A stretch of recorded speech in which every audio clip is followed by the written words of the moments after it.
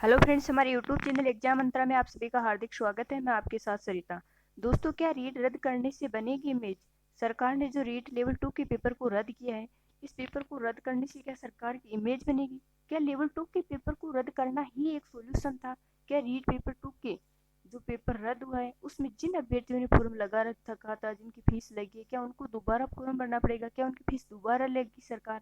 तो दोस्तों, कई ऐसे सवाल उठ रहे हैं। तो अपन देख लेते हैं कि बच्चों के दिमाग में अभी इस टाइम क्या क्या सवाल उठ रहे हैं और इन सवालों का जवाब क्या है। तो जानते हैं पूरी खबर क्या है। दोस्तों, रीट का लेवल 2 एग्जाम रद्द हो गया है।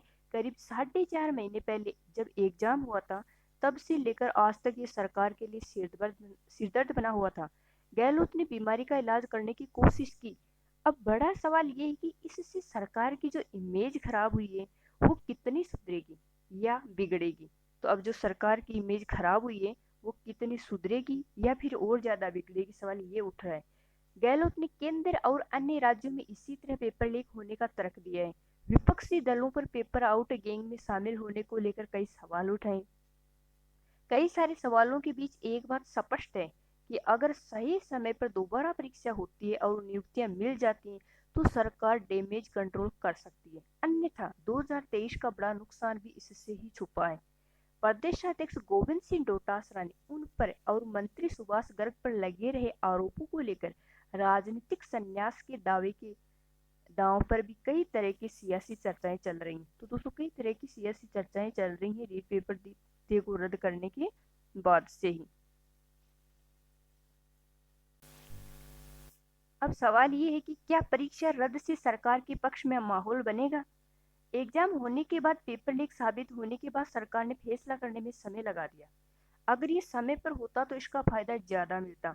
बोर्ड अध्यक्ष की बर्खास्तगी के बाद भी पेपर लीक कांड के आरोपी के कॉलेज स्कूल की इमारत ध्वस्त कर सरकार ने कड़ा संदेश दिया है। इसे पार्टी अपने पक्ष में बुनाएगी। दूसरा, सरकार इसी साल में रीट का एग्जाम कराकर चुनावी साल से पहले ही नियुक्तियों की कोशिश करेगी। इस पूरे मामले में नुकसान क्या हुआ? जो रीट के एग्जाम लेकर रद्द होने तक में जो नुकसान हुआ है, वह नुकसान क्या हुआ? तो इसमें तीन तरह से समझ सकते हैं अपन। सरकार की छवि प्रभावित हुई है, परीक्षा एजेंसियों की साख पर सवाल उठे हैं। अभ्यर्थी को अब इस भर्ती प्रक्रिया की पूरी होने के लिए करीब 1 साल का इंतजार करना पड़ेगा। 2017-18 के बाद रीट हुई थी। सफल स्टूडेंट को मानसिक तनाव से भी गुजरना पड़ेगा। आर्थिक नुकसान के साथ जनता की परेशानी। एग्जाम के दौरान जनता ने 2 दिन नेटबंदी सहित कई परेशानियों को देखा था। तो ऐसा फिर क्या होगा? गोविंद सिंह डोटासरा और सुभाष गर्ग को अब नहीं घेरा जाएगा।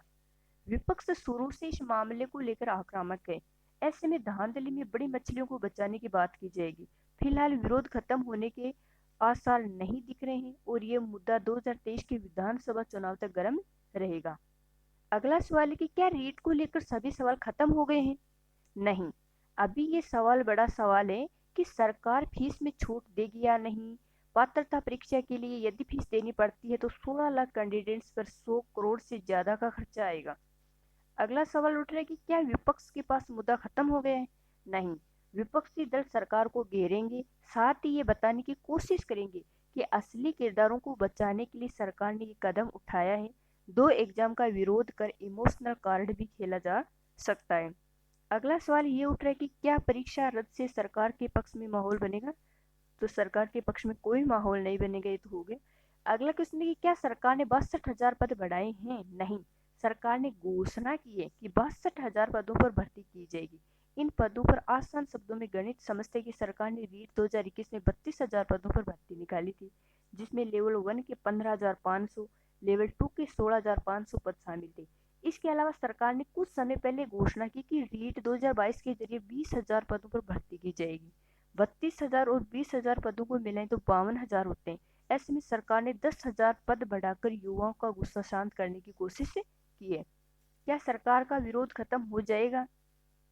रीट परीक्षा के लेवल 2 का पेपर रद्द करने के साथ पद बढ़ाए जाने से विरोध कुछ हद तक कम होगा, लेकिन एग्जाम की डेट और भर्तियों पर काफी कुछ डिपेंड रहेगा। रीट अब सिर्फ पात्रता परीक्षा ही रह जाएगी।